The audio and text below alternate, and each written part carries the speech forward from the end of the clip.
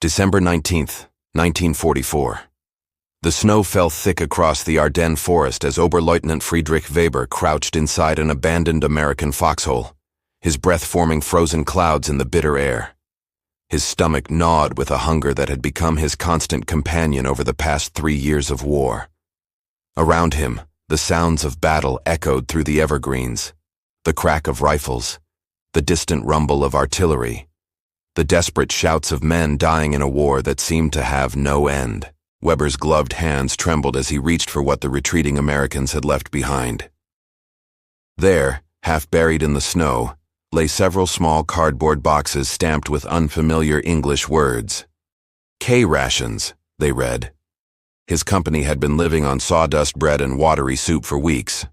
The Wehrmacht supply lines had fractured months ago, stretched too thin across too many fronts. Now, during this desperate winter offensive, what the Führer called Operation Wacht am Rhein, they were supposed to push through to Antwerp and split the Allied forces in two. But how could an army march on empty stomachs? He called to his sergeant, Hauptfeldwebel Klaus Steiner, a weathered veteran of Stalingrad who had seen more death than any man should witness. "Klaus, come look at this," Weber said, his voice barely above a whisper. The older man shuffled through the snow, his uniform hanging loose on a frame that had lost 20 kilograms since the Eastern Front. Together, they stared at the American boxes as if they were artifacts from another world. Weber tore open the first package with fingers numb from cold and deprivation. What he saw inside made him forget, for just a moment, the war raging around them. The contents spilled into his lap. Canned meat that actually smelled like meat. Crackers wrapped in wax paper. A chocolate bar. Cigarettes. American cigarettes with filters. Instant coffee. Sugar tablets. Chewing gum. And even a small packet of toilet paper. His hands shook harder now, but not from the cold. "Mein Gott," Steiner breathed beside him, picking up the chocolate bar with something approaching reverence. The sergeant had not seen real chocolate since before the war began in 1939. His own children back in Hamburg, if they still lived, had forgotten what such luxuries tasted like. The British blockades and the demands of total war had stripped Germany of everything but iron will and empty promises. Weber opened the canned meat with the tiny opener attached to the package. The smell hit him like a physical force. Actual beef, processed and preserved with a technology that spoke of industrial might beyond anything he had witnessed. He thought of the horse meat his men had been eating, the rumors of units further east subsisting on tree bark and leather belts. According to an account later published in the New York Times archives, German soldiers who encountered K-rations during the Battle of the Bulge experienced a profound psychological shock that went beyond mere hunger. The Oberleutnant sat back against the frozen earth of the foxhole, the open can warming slightly in his hands. Around him, his company of the 12th SS Panzer Division was still fighting, still believing in the promises of victory that Joseph Goebbels broadcast over Berlin radio every evening. But Weber, holding this simple American field ration, understood something that high command in their Berlin bunkers could not grasp. This was not just food. This was evidence. January 7th, 1945. Major Hans Dietrich stood in the ruins of what had once been a Belgian farmhouse, watching his men divide their meager findings among 30 soldiers. The Battle of the Bulge was collapsing around them, the Wehrmacht's last great offensive grinding to a halt, not from lack of courage, but from the mathematics of industrial warfare. Outside, the temperature had dropped to -15 degrees Celsius, and the German supply trucks, those few that still had fuel, remained trapped 30 kilometers behind the lines. On the rough wooden table before him lay 24 American K-rations, captured from an overrun supply depot near Bastogne. Dietrich had ordered them brought to him, not to distribute, but to study. He was an educated man, a former professor of economics at Heidelberg University, who had been conscripted in 1941. Before the war, he had written papers on industrial production and resource allocation. Now, as he examined these compact boxes, he was conducting research of a different sort. He carefully cataloged the contents. 3 individually wrapped meals per box, each containing a main course, crackers, a dessert, beverage powder, cigarettes, matches, and chewing gum. The packaging itself fascinated him. Waterproof, durable, designed to withstand both Arctic cold and tropical heat. Every component had been engineered for efficiency, for mass production, for an army that numbered in the millions and operated across every continent. "How many of these do you think they produce?" asked Hauptmann Ernst Vogel, his second-in-command, a young officer who still believed the new miracle weapons, the V-rockets and jet fighters, would turn the tide. Vogel picked up one of the cigarette packs, examining the machine-perfect uniformity of each cigarette. Even these throwaway items, included as an afterthought in a soldier's daily ration, exceeded the quality of anything German civilians could purchase with their increasingly worthless Reichsmarks. Dietrich pulled out a small notebook, one of the few possessions he had carried through 3 years of retreat from Moscow to here. He began calculating, using figures he remembered from his academic days, from intelligence reports, from the evidence of his own eyes. The Americans landed in Normandy with over 150,000 men on the first day, he said slowly. If each man receives 1 K-ration daily, that is 150,000 boxes, per day, just for the initial invasion force. He paused, letting the numbers sink in for Vogel, whose young face had begun to lose its certainty. Their army in Europe now numbers over 2 million. 2 million K-rations per day. 730 million per year. And these are merely the field rations. They have separate provisions for rear echelon troops, for their air force, for their navy. Dietrich's voice remained steady, professional, the voice of a professor explaining an economic theorem, but his hands betrayed him, clenching the edge of the table. The mathematics of defeat lay spread before them in cardboard and tin. Germany's entire food production system was collapsing. The synthetic fuel plants were being bombed daily. Civilians in Berlin queued for hours to receive bread made from potato flour and sawdust. Yet here was evidence that America could produce, package, and ship across an ocean enough food to sustain millions of soldiers with a caloric intake that exceeded what most German civilians now received. "It is not just the food," Dietrich continued, picking up one of the waterproof matchboxes. "It is the system behind it. The factories, the railways, the ships, the trucks, all working in coordination, all producing materials in quantities we cannot match, cannot even imagine matching." He thought of the Ruhr Valley, Germany's industrial heartland, now being bombed around the clock by formations of American B-17 bombers so large they darkened the sky. Vogel sat down heavily on an ammunition crate. Outside, they could hear the sound of American artillery beginning its afternoon bombardment, the steady rhythm that had become the soundtrack of their retreat. The Hauptmann unwrapped one of the chocolate bars and stared at it. "We were told America was decadent," he said quietly, "that they were soft, that they could not sustain a war, that their mongrel society would collapse under pressure." "We were told many things," Dietrich replied. His mind went to his colleagues at Heidelberg, those brilliant men who had twisted their scholarship to serve the Reich, who had produced studies proving German superiority and American weakness. Historical records preserved in the Bundesarchiv document how Nazi leadership consistently underestimated American industrial capacity, dismissing intelligence reports that contradicted their ideological assumptions. February 3, 1945. General Major Wilhelm Hartmann reviewed reports in a commandeered schoolhouse in the German town of Prüm, 20 kilometers east of the Belgian border. The maps on the wall told a story that no amount of propaganda could disguise. The Ardennes offensive had failed, the Eastern Front was collapsing, and the 1,000-year Reich was entering its final months. But it was not the maps that held his attention this frigid morning. It was a pile of American supply documents his intelligence officers had recovered from a destroyed truck. Among the papers were production schedules, shipping manifests, and inventory reports, mundane bureaucratic records that revealed more about America's war-making capacity than 100 reconnaissance flights.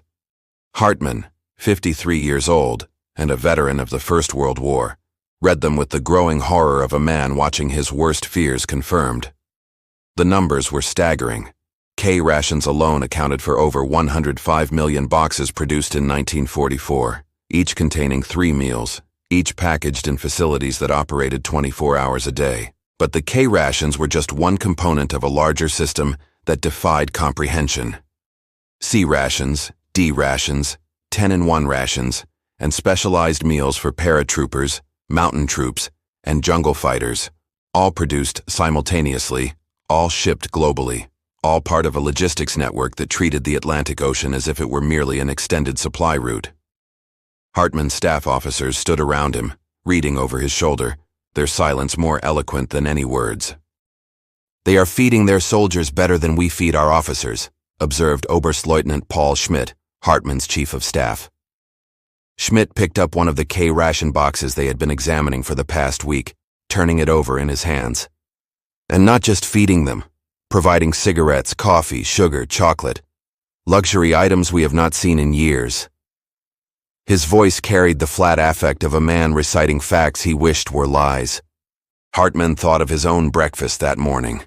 A thin slice of black bread, ersatz coffee made from roasted acorns, and a small piece of margarine that tasted of chemicals.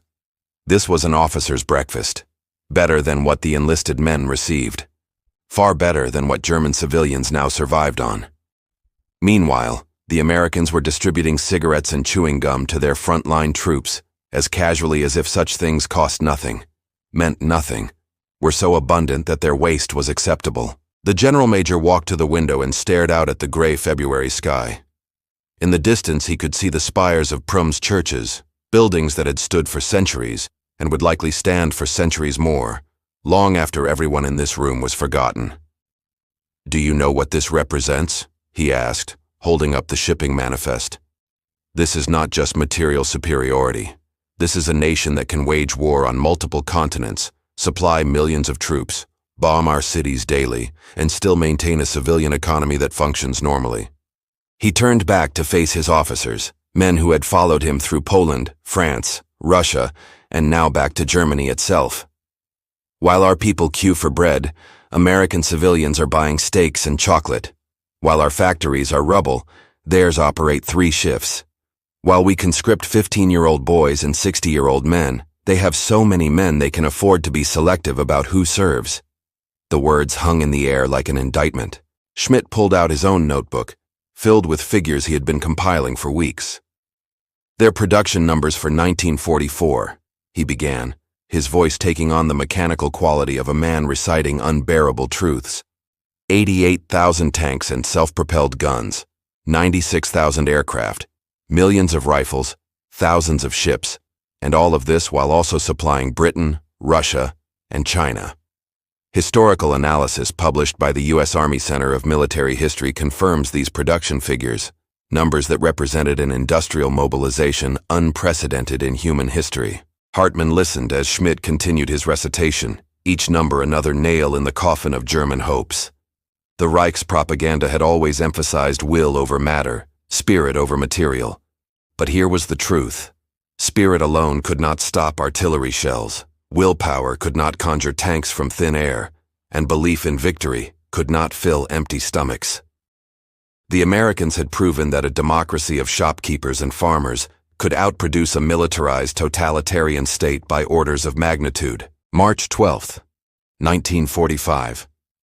Oberst Ludwig Richter sat in a cellar beneath Cologne, listening to the city die above him. The Americans had crossed the Rhine 3 days earlier, a river that German propaganda had declared would never be breached, and now the ancient city was being reduced to rubble street by street. In the flickering light of a single candle, Richter examined his final acquisitions of the war. 3 K-ration boxes his reconnaissance team had pulled from a burning American Jeep. He was 47 years old enough to remember Germany before the Great War, before the hyperinflation, before the Nazis, before everything went wrong. He had joined the Wehrmacht, not from belief in Hitler's vision, but from the simple duty a professional soldier owed his country. Now, as everything collapsed around him, he found himself conducting what might be his final analysis as an intelligence officer, understanding exactly how thoroughly Germany had been defeated. Richter had spent the war collecting information, filing reports, briefing commanders who rarely wanted to hear uncomfortable truths. In 1942, when Germany still held half of Europe, he had tried to warn about American industrial potential. His reports had been dismissed, filed away, ignored by men who believed that ideology could overcome economics. Now, holding these simple food packages, he wished he had been wrong. The youngest member of his staff, Lieutenant Peter Hoffman, barely 20 years old, watched as Richter methodically documented each item in the K-rations. "What is the point, Herr Oberst?" the boy asked. "The war is over. Everyone knows it except the fanatics in Berlin." Hoffman had been conscripted 6 months earlier, pulled from university where he had been studying literature. He should have been reading Goethe, not dying in a cellar. "The point," Richter said carefully, "is understanding. If we survive this, and that is uncertain, someone must remember what actually happened, not the myths we told ourselves." He held up the small can of processed meat. "This can represent a factory somewhere in America, probably in Chicago or Kansas City. That factory has machinery, workers, raw materials, electricity, railways to transport materials in and products out. It requires a functioning economy, political stability, and a government that can coordinate all of these elements." He set the can down and picked up the chocolate bar. "This requires sugar, cocoa, milk, ingredients that must be sourced, processed, manufactured, packaged, and distributed. For every soldier's chocolate bar, there are dozens of people working in supply chains that span continents." Richter's voice remained steady, professional, but Hoffman could see the pain in the older man's eyes. This was the lecture of a professor watching his civilization commit suicide. "Meanwhile," Richter continued, "our chocolate is synthetic, made from coal byproducts and saccharin. Our meat is often horse, sometimes cat or dog. Our coffee is roasted grain. We tell ourselves these substitutes are acceptable, that hardship builds character, that sacrifice proves our dedication." He laughed, a sound without humor. "But character does not win wars when the enemy can produce real chocolate, real coffee, and real meat in quantities limited only by their logistical imagination." The candle flickered as another explosion shook the building above them. Dust rained down from the ceiling, and somewhere in the darkness, water dripped from a broken pipe. Hoffman looked at the K-rations spread on the makeshift table and saw them with new eyes. "They did not just outfight us," he said slowly. "They outproduced us so completely that fighting became almost irrelevant." "Now you understand," Richter replied. He thought of all the reports he had written, all the warnings he had issued, all the intelligence he had gathered showing that Germany could not win a war of attrition against enemies who commanded such overwhelming resources. Academic studies of Nazi economic planning, documented in research from the German Historical Institute, revealed a fundamental disconnect between ideological ambition and industrial reality. Hoffman unwrapped one of the crackers, examining the wax paper that kept it fresh even in the dampest conditions. "In the last 6 months," he said quietly, "my family's ration has been cut 3 times. My mother queues 4 hours daily for bread. My sister works 12-hour shifts in a factory that has been bombed 4 times. And we are told to tighten our belts, to sacrifice more, to believe in final victory. While their soldiers throw away half-eaten K-rations because they are tired of the menu," Richter added. He had seen this himself during his intelligence work, captured American soldiers complaining about the monotony of K-ration meals, treating as boring routine what would seem like a feast to any German soldier. The psychological impact of such abundance could not be measured in mere calories. April 9th, 1945. Hauptmann Thomas Becker crouched in a shell crater south of Hanover, watching American tanks roll past his position with the inexorable patience of machines that knew victory was certain. He was 31 years old, a career officer who had fought on every front of this war, and he was exhausted in a way that went beyond mere physical fatigue. In his pack, wrapped in a scrap of tent canvas, were 5 K-ration boxes he had been saving for this moment. Becker had decided to surrender, not from cowardice, he had proven his courage 100 times over, but from simple mathematics. His company of 120 men had been reduced to 11. They had no ammunition, no food, no hope, and no reason to continue dying for a regime that had already fled to bunkers and fantasies. But before he raised the white flag, he wanted to understand what he was surrendering to. He opened the first K-ration methodically, as if conducting a scientific experiment. His hands, which had once been steady enough for surgery, he had studied medicine before the war, now trembled from malnutrition and exhaustion. Inside the box, He found the familiar components: ham and eggs, crackers, soluble coffee, sugar, cigarettes. He had eaten K-Rations before, scavenged from battlefields, but he had never taken the time to truly examine them. Beside him, Feldwebel Anton Miller watched with hollow eyes. Miller was 38, a baker from Munich who had been drafted in 1939 and had somehow survived 6 years of war that had killed most of his generation. "I could have made better crackers," Miller said softly, examining one of the compressed biscuits. "Before the war, in my bakery, I made crackers that would shame these." "But could you have made 200 million of them in a year?" Becker asked. "Could you have packaged them to survive being dropped from airplanes, stored in jungles, frozen in Arctic warehouses? Could you have distributed them to soldiers fighting on every continent simultaneously?" He did not mean to be harsh, but the question needed asking. Individual quality meant nothing when set against industrial quantity. Muller was silent, understanding the point. He had been a craftsman, an artisan who took pride in his work, but modern warfare had no use for craftsmen. It needed factories, assembly lines, standardization, and scale. The Americans had built those systems while Germany had clung to notions of individual excellence and superior willpower. Now Germany's excellent soldiers were starving, while America's adequate soldiers ate regularly. Becker lit one of the American cigarettes using American matches, another small miracle of mass production. The tobacco was smooth, mild, factory consistent. He thought of the harsh German cigarettes, often more sawdust than tobacco, and the bitter ersatz coffee that tasted of burnt grain. "In 1933, he said, "when I was 19, I believed Germany would dominate Europe for 1,000 years. We were told we were superior, racially, culturally, militarily, that our enemies were decadent and weak. We were lied to," Muller said flatly. The Feldwebel no longer cared about ideology or propaganda or the consequences of speaking such truths. What could they do to him that war had not already done? Or perhaps we lied to ourselves. Perhaps it was easier to believe in superiority than to acknowledge reality. The reality lay before them in compact cardboard boxes.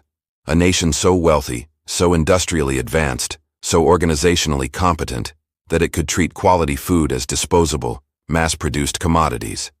Research published in military journals after the war, including studies from the Journal of Military History, documented how American logistical superiority demoralized Axis forces as much as direct combat. Becker opened a can of processed ham and divided it between himself and Muller.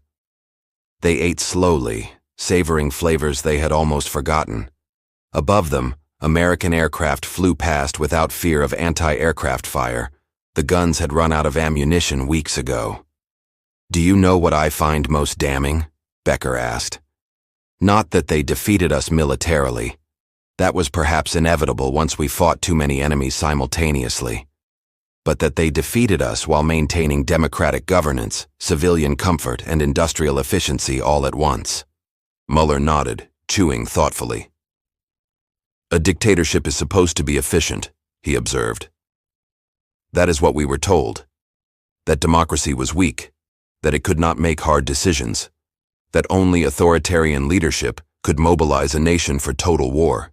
Yet they mobilized more completely than we ever did, and their people never experienced what ours have suffered."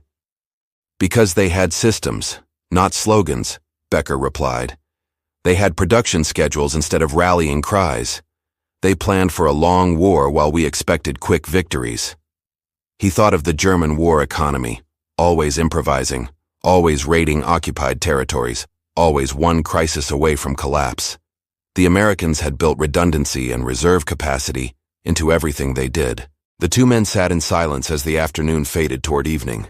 Around them, the sounds of battle had diminished to sporadic firing and distant explosions. The war was ending not with dramatic last stands but with exhausted resignation. April 18th, 1945. Oberst Martin Graf stood at the window of his commandeered estate house near Magdeburg, watching German soldiers stumble past in ragged columns heading east.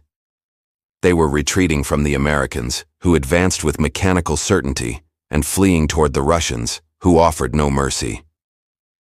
The choice between surrender and annihilation was the final legacy of Hitler's Reich, and Graf found himself unable to advise his remaining men on which doom to choose.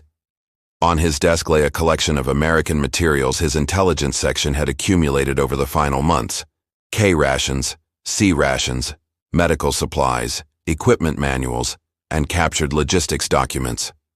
Graf had ordered his staff to compile a comprehensive analysis of American supply systems, not because it would change the outcome of the war, that was already determined, but because he needed to understand how completely they had miscalculated. His aide, Oberleutnant Franz Weiss, entered carrying more captured supplies: boxes of American bandages, morphine syrettes, sulfa powder, and plasma containers.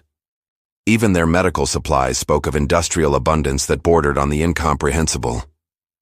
"The Americans throw away more medical equipment than our entire army possesses," Weiss said, setting down the materials. He was 26, young enough that he should have had decades of life ahead, but the war had aged him into middle age. Graf picked up one of the plasma containers, reading the English labels.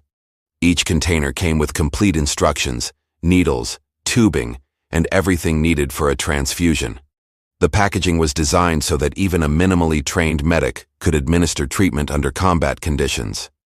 Meanwhile, German medical supplies had dwindled to the point where field hospitals were reusing bandages and operating without anesthesia. "It is not merely that they have more," Graf said slowly. "It is that they have considered every detail, planned for every contingency, built systems that anticipate failure and include redundancy." He gestured to the medical supplies. "These are not the tools of a nation fighting desperately for survival. These are the products of a country that approached war as an industrial project to be completed efficiently." Weiss sat down heavily, his youth apparent in moments of exhaustion. "My father fought in the Great War," he said. "He told me stories of the trenches, the mud, the horror. But he also told me that both sides suffered equally, that it was truly a war of attrition, where victory went to whoever could endure suffering longest." He paused, collecting his thoughts. "This war was nothing like that. We suffered while they remained comfortable. We starved while they ate well. We improvised while they planned." Graf nodded, remembering his own service in the First World War as a young lieutenant. That conflict had indeed been a mutual bloodletting where both sides were ground down by industrial warfare's brutality. But this war had been different from the start. "America entered the Great War late and unprepared," he said. "They made mistakes, took time to mobilize, learned as they went. This time, they studied those lessons and applied them systematically." The Oberst walked to his desk and pulled out a thick folder of reports he had been compiling for months. Inside were production statistics, shipping records, organizational charts, all the evidence of how America had transformed itself into what he could only describe as a war machine of unprecedented efficiency. "They created an organization called the War Production Board," he explained to Weiss. "It coordinated every aspect of industrial mobilization: raw materials, labor, factory construction, transportation, everything. While we had competing agencies, party bosses fighting over resources, and ideological purges of competent managers," Weiss added bitterly. He had seen enough of the Reich's internal chaos to understand how dysfunction had been baked into the system from the beginning.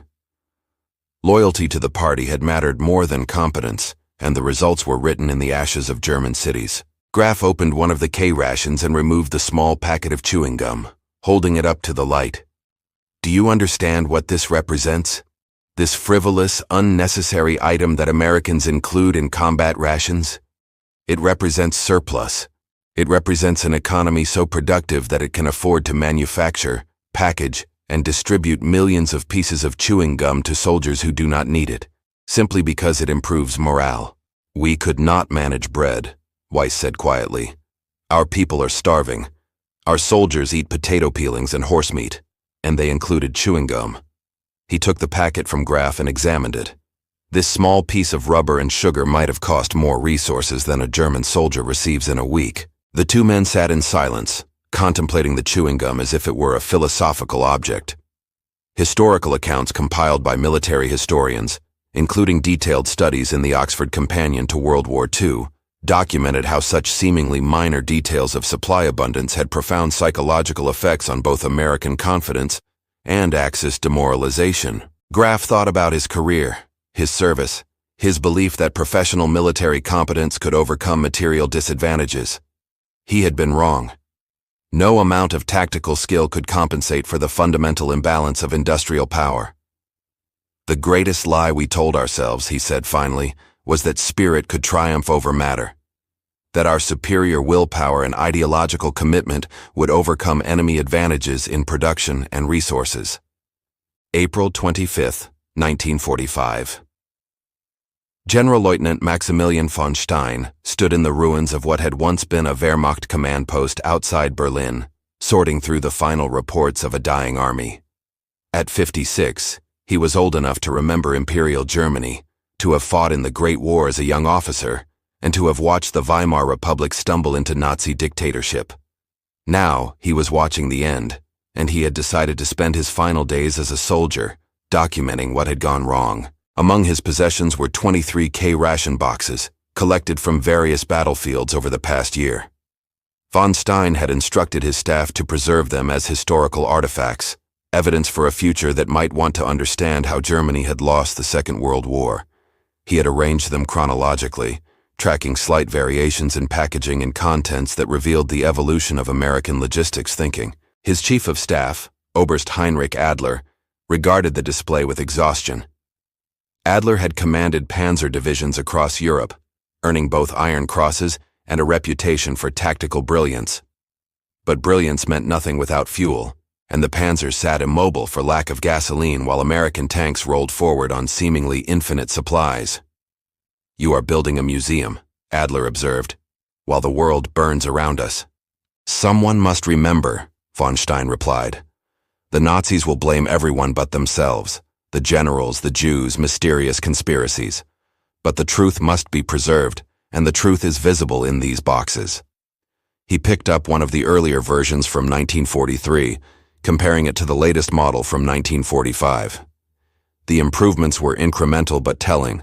Better packaging, more variety, increased caloric content, refined based on feedback from millions of soldiers across every climate zone. Von Stein had been trained in the Prussian military tradition, which emphasized historical study and learning from mistakes. That tradition had been corrupted by Nazi ideology, but he had never abandoned the intellectual discipline it required.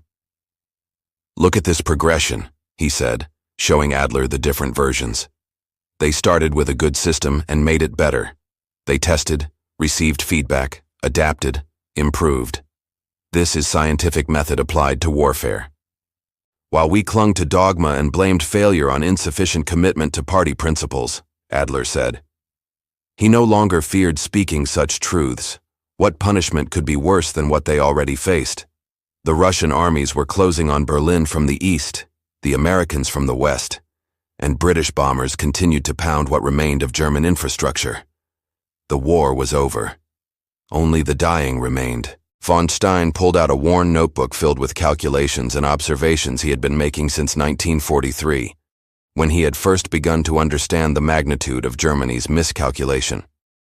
"I have estimated," he said, "that American K-ration production alone required at least 30 major factories, thousands of smaller suppliers, a railway network capable of distributing components and finished products, a packaging industry for cans and cardboard, and the agricultural production to provide the food itself." He paused, letting the implications settle. "Now multiply that by every other aspect of military supply: vehicles, weapons, ammunition, fuel, clothing, medical supplies, communications equipment. The scale of coordination required is staggering, and they achieved this while also supplying Britain, Russia, China, and various resistance movements worldwide." Research from the U.S. Industrial College of the Armed Forces documented the organizational revolution that American military logistics represented. Adler sat at the table, picking up one of the chocolate bars with hands that had once commanded armored divisions. "We mocked them," he said quietly. "Called them soft, undisciplined, poorly trained. We believed our soldiers were superior man for man. And perhaps at the individual level, early in the war, that was even true. But it was irrelevant. Because warfare at this scale is not about individual soldiers, von Stein agreed. It is about systems. They built systems that could train millions of adequate soldiers, supply them abundantly, transport them globally, and support them continuously. We built a cult of personality around individual heroes and expected mythology to defeat machinery. The general-lieutenant walked to the window looking toward Berlin where Hitler remained in his bunker, issuing impossible orders to armies that no longer existed. The Führer blamed everyone, von Stein said. The generals for lacking initiative, the soldiers for lacking courage, the people for lacking faith. But the problem was never courage or faith. The problem was that we started a war we could not win against enemies whose combined resources exceeded ours by orders of magnitude. Adler joined him at the window. In the distance, they could see smoke rising from Berlin, the funeral pyre of the 1,000-year Reich that had lasted 12 years. "When did you know?" Adler asked. "When did you realize we had lost?" "Stalingrad made me suspicious," von Stein replied. "The scale of the Russian counteroffensive showed they had resources we had not anticipated. But I knew with certainty after Normandy, when I saw the first reports of American supplies landing in France. The numbers were impossible to reconcile with any scenario of German victory." He turned back to his collection of K-Rations, his informal museum of defeat. "These boxes told me everything I needed to know. They showed me a nation that could fight a global war while maintaining quality of life at home. They showed me industrial organization that we could not match even if we had started preparing in 1933 instead of waging war." May 1st, 1945. Major Gottfried Lehmann huddled in a basement in central Berlin, listening to the sound of Russian artillery destroying what remained of the capital. Above him, the city was dying in flames and explosions, but down here, in the darkness, he had created a small island of analytical detachment. On a makeshift table constructed from rubble and a door, he had arranged his final collection, 37 K-ration boxes representing 3 years of American military logistics. Lehmann was 43, a career logistics officer who had spent the war managing supply lines that grew more desperate with each passing month. He had watched Germany's logistical system collapse in stages. First the loss of Romanian oil fields, then the destruction of synthetic fuel plants, followed by the fracturing of railway networks under Allied bombing, and finally the disintegration of all organized supply as armies retreated in chaos. Now, in the war's final days, he conducted his last professional analysis. His assistant, Lieutenant Joseph Klein, barely 22 years old, watched as Lehmann methodically documented each K-ration variant in a notebook he had maintained throughout the war. Klein had been studying engineering at Technical University when conscripted 6 months earlier. He should have been learning to build bridges, not watching them explode. "Why does this matter now?" Klein asked, his voice hollow with exhaustion and trauma. "Because truth matters," Lehmann replied without looking up from his notes. "Because someday, when the killing stops and people try to understand what happened, someone needs to have recorded the reality rather than the myths." He held up one of the K-rations. "This is reality. This small box contains more truth about why Germany lost the war than all of Goebbels' propaganda speeches combined." Lehmann had been keeping these records at personal risk. Defeatist talk was punishable by death, and analyzing enemy material superiority could easily be construed as undermining morale. But he had hidden his notebooks, disguised his analysis as routine logistics work, and persisted in documenting what he considered to be the most important story of the war: how industrial capacity had triumphed over ideology. "Let me explain what I have learned," Lehmann said, partly to Klein but mostly to himself, creating a verbal record to accompany his written notes. The K-ration program began in 1941, designed by a physiologist named Ansel Keys. It was tested, refined, and put into mass production with a speed that would have been impossible in our system. "Why?" Klein leaned forward, drawn into the lecture despite the apocalypse unfolding above them. Another explosion shook the building, raining dust from the ceiling, but neither man flinched anymore. They had grown accustomed to the sound of their world ending. Because the Americans separated military planning from political ideology, Lehmann continued, they allowed experts to be experts. Keys was a scientist, not a party member. His credentials were his research, not his loyalty to a leader. When he proposed the K-Ration concept, it was evaluated on merit, tested empirically, and implemented based on results. He paused, his voice taking on an edge of bitterness. Compare this to our system, where every decision required ideological approval, where competent managers were purged for insufficient party loyalty, where science was subordinated to racial theory. Klein nodded slowly, understanding dawning in his young face. I had a professor, he said quietly, Dr. Bernstein. Brilliant mathematician. Dismissed in 1938 because his grandmother was Jewish. His replacement knew nothing, taught badly but had the correct party credentials. The boy's voice cracked slightly. Dr. Bernstein could have helped design better systems, solved logistics problems. Instead, he disappeared into Theresienstadt. Multiply that story by thousands, Lehman said, his hands trembling now not from cold, but from rage at the waste. Thousands of brilliant minds eliminated, exiled, or forced into hiding because ideology mattered more than ability. Meanwhile, America welcomed refugees, employed scientists regardless of origin, and built an intellectual infrastructure that we deliberately destroyed. He picked up one of the newer K-Rations from early 1945 and compared it to an earlier version from 1943. See how they improved the packaging? Made it more compact, more durable? See how they adjusted the menu based on soldier preferences? This is iterative improvement, systematic refinement. They treated logistics as an engineering problem to be solved, not a test of willpower to be endured. Outside, the sound of small arms fire erupted closer now, probably Russian infantry clearing the neighboring buildings. The two men had perhaps hours, maybe minutes before the Red Army reached this basement. Lehman felt the urgency of his final lecture, his last chance to explain what he had learned before becoming another casualty in a war that had already killed millions. The Americans produced approximately 105 million K-Rations in 1944 alone, Lehman said, his voice taking on the rhythm of a professor at a university that no longer existed. To achieve this, they contracted with companies across their nation. Heinz, Wrigley, American Tobacco, hundreds of smaller suppliers. They created a distributed production network where no single point of failure could cripple the entire system. While we centralized everything under Reich authorities who competed with each other and hoarded resources, Klein added, beginning to grasp the full scope of the organizational failure. His engineering training helped him see the systemic problems: single points of failure, lack of redundancy, insufficient capacity planning, no feedback mechanisms for improvement. Lehman smiled grimly. Exactly. Our system was brittle, fragile, dependent on everything working perfectly.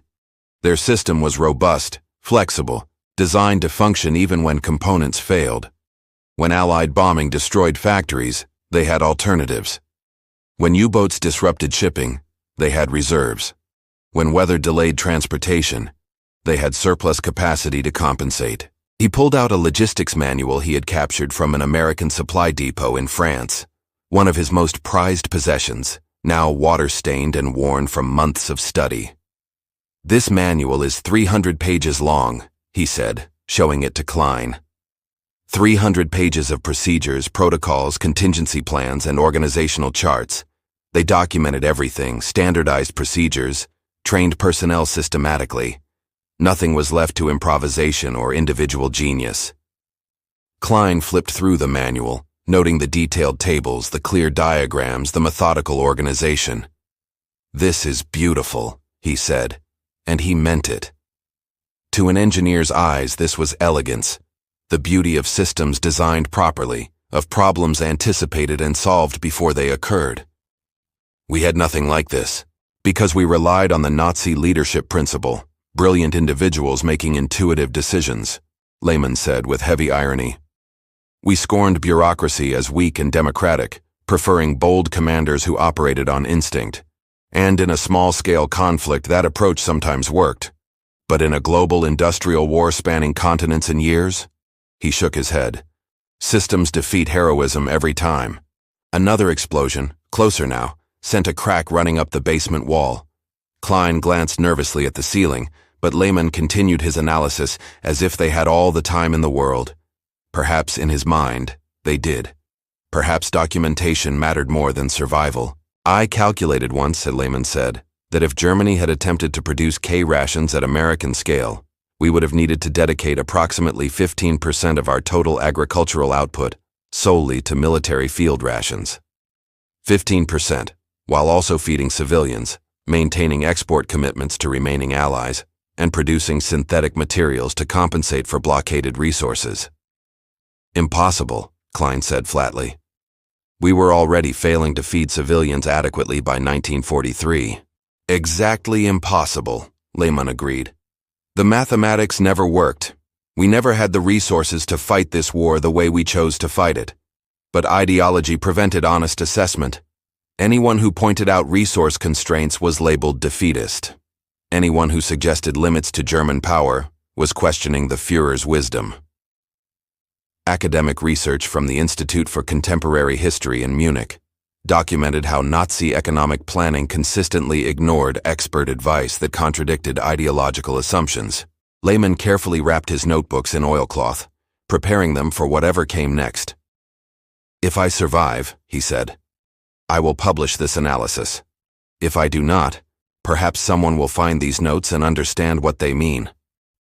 Future generations must know that Germany lost this war not because our soldiers lacked courage, not because our people lacked dedication, but because we built a system designed to fail. Klein helped him secure the packages, sealing them against moisture and damage. The young man's hands were steady now, focused on the task, finding meaning in preservation, even as destruction surrounded them. The K-rations are proof, Klein said, understanding finally what Lehman had been trying to tell him. Proof that industrial democracy defeated militarized dictatorship. Yes, Lehman replied. And more than that, proof that competence matters more than ideology, that systems matter more than slogans, that truth matters more than propaganda. These boxes are small, insignificant objects, but they represent the greatest organizational achievement in human history, the mobilization of an entire continental economy for sustained global conflict while maintaining democratic governance and civilian prosperity. The two men sat in silence for a moment, listening to the sounds of battle drawing inexorably closer. Then Lehman spoke again, his voice softer now, almost contemplative. Do you know what haunts me most? Not that we lost. That was perhaps inevitable once we chose to fight America, Britain, and Russia simultaneously. What haunts me is that we could have known. The information was available. The calculations were straightforward. Any competent analysis would have revealed the impossibility of our situation. But such analysis was forbidden, Klein said. Yes, and that ultimately is why these K-rations matter. They are evidence that reality exists independent of belief, that facts remain true regardless of ideology, that the universe operates according to physical laws rather than political wishes. We tried to wish our way to victory and reality crushed us. Lehman's voice carried the weight of a man who had watched his civilization commit suicide. May 7th, 1945. Oberst Johann Richter stood in a prisoner of war camp near Reims, France, watching as American soldiers distributed food to thousands of captured German troops. The war had ended the previous day with Germany's unconditional surrender, and Richter found himself among the defeated, a professional soldier who had given everything to a cause that had been lost from the beginning. Around him, men who had been warriors days before now queued silently for American rations, too exhausted and broken to feel shame. Richter was 51 years old enough to have served as a junior officer in the Great War, and lived through everything that followed. Defeat, revolution, hyperinflation, unemployment, the Nazi rise to power, and now this second catastrophic defeat in a single lifetime. He had thought briefly in the 1930s that Germany might have found a path forward. Instead, they had found the path to absolute destruction. An American sergeant approached him, a young man perhaps 25 years old, whose uniform was clean and whose face showed none of the trauma that marked every German soldier's features. Sir, if you'll line up with your men, we'll get everyone fed, the sergeant said in careful German. His accent was atrocious, but the effort at communication was notable. Richter nodded and joined the queue, standing alongside privates and corporals, rank meaning nothing now. When Richter reached the distribution point, an American private handed him 2 K-Rations and a D-ration chocolate bar. "That'll hold you until we can get hot meals established," the soldier said in English, assuming Richter would not understand. But Richter had studied English before the war, and he understood perfectly. He took the rations, murmured thanks, and found a quiet corner of the camp where he could sit alone with his thoughts. He opened the first K-ration slowly, examining contents he had seen dozens of times before during the war, always scavenged from battlefields, always consumed with the bitter knowledge that Germany could never produce such abundance. Now, eating American food as a prisoner, the full weight of defeat settled on him with crushing finality. They had not merely lost battles or territory, they had lost a fundamental contest of civilizations. A younger officer, Hauptmann Stefan Werner, sat down beside him. Werner was 33, old enough to have experienced adult life before the Nazis, young enough to potentially rebuild after the war. "Strange, is it not?" Werner said, opening his own K-ration. "They feed us better as prisoners than our own government fed us as soldiers." Richter nodded, chewing on a cracker that was fresh, properly made, packaged with care. "It tells you everything about the difference between their system and ours," he replied. "They can afford to be generous because they have abundance. We could never afford generosity because we operated on the edge of starvation even in the best times." Werner pulled out the cigarettes from his K-ration and lit one with American matches. "I remember 1939, he said, smoke curling from his lips. "Everyone was celebrating, convinced we would dominate Europe within months. The Führer promised us that Britain would not fight, that France would collapse, that America would never intervene. And we believed, because we wanted to believe. Because we were told that wanting something made it achievable," Richter added. "The triumph of the will, they called it, as if willpower alone could conjure resources from nothing, as if belief could overcome industrial mathematics." He looked around at the thousands of German prisoners, men who had been willing to die for Germany, yet had been defeated not by lack of courage, but by lack of K-rations, fuel, ammunition, and all the other mundane materials that modern warfare required. Werner followed his gaze. "What happens now?" he asked, the question carrying layers of meaning. "What happens to Germany? What happens to us as individuals? What happens to a civilization that chose this path?"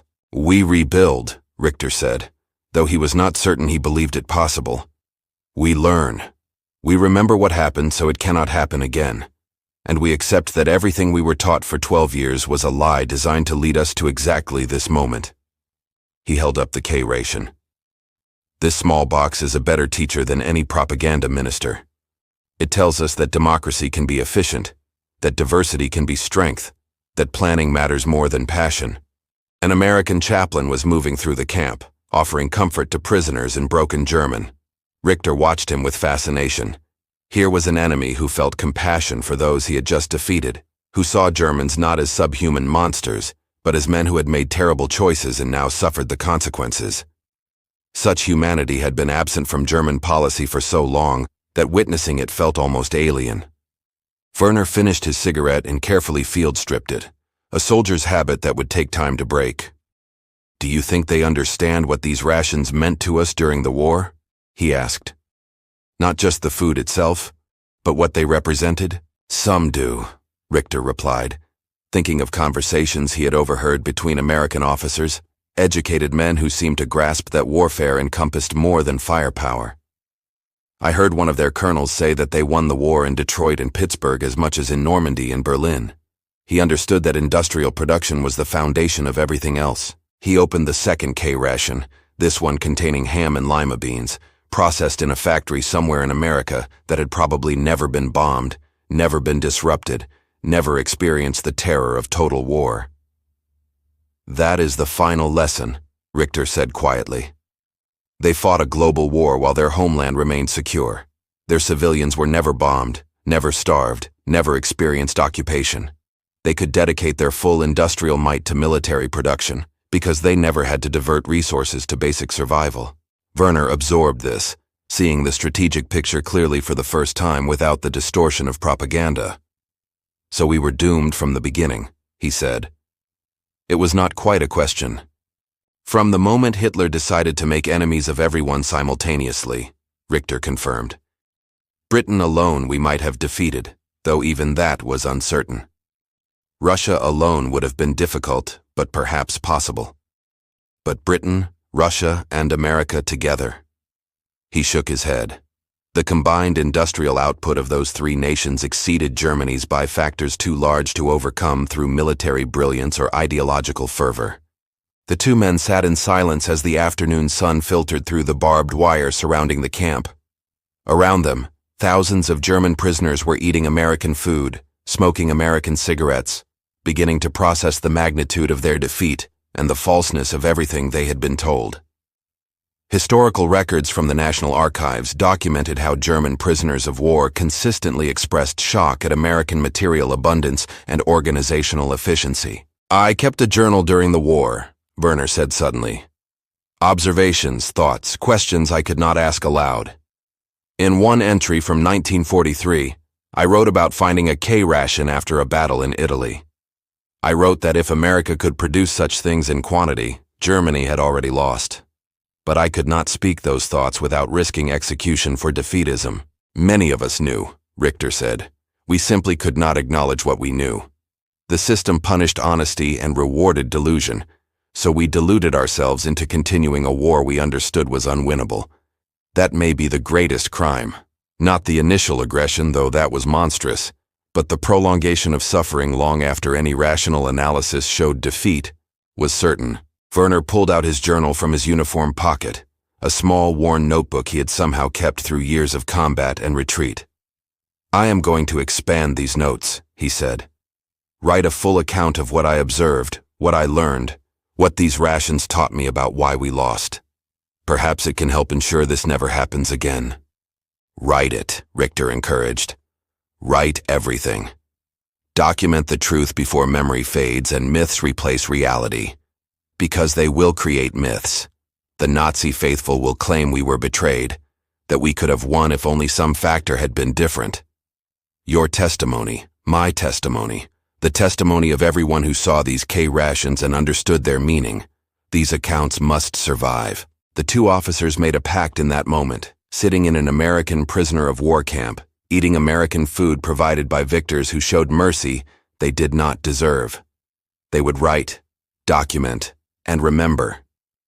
They would tell the story of how small boxes of processed food had revealed the truth about industrial power, organizational competence, and the inevitable defeat of ideology by reality.